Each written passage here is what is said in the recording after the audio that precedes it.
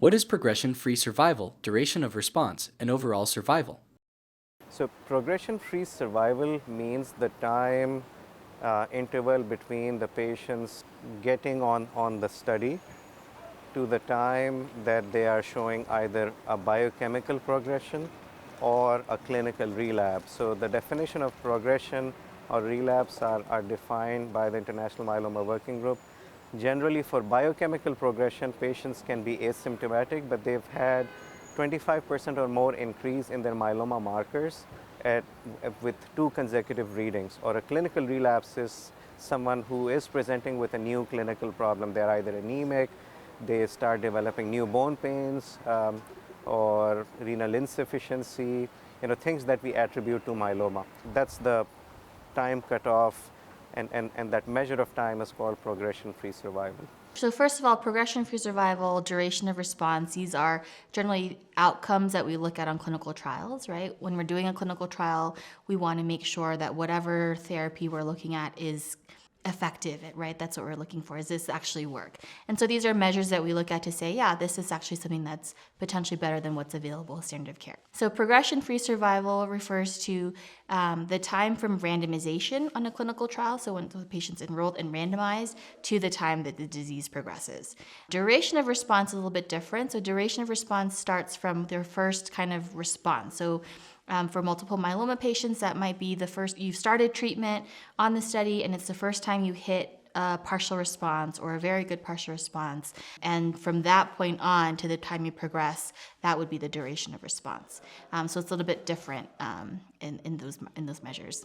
So overall survival is the time of, from randomization to the time of death. It is considered to be like the gold standard outcome on a clinical trial, right? Ultimately, we want to know if patients are living longer and surviving longer because of a therapy that we have to offer.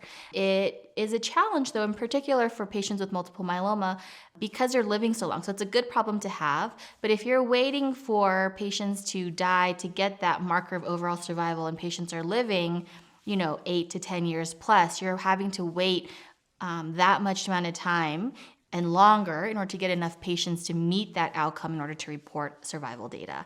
It also makes it challenging because it's hard to interpret whether survival is solely because of the one therapy that you got or subsequent therapies thereafter.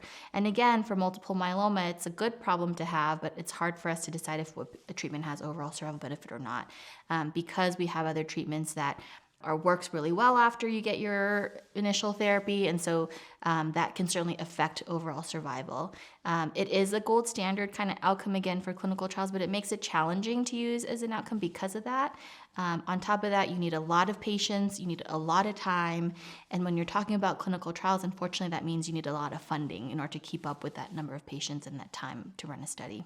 So overall survival is the period after getting the therapy before somebody dies, and that's a pretty defined moment.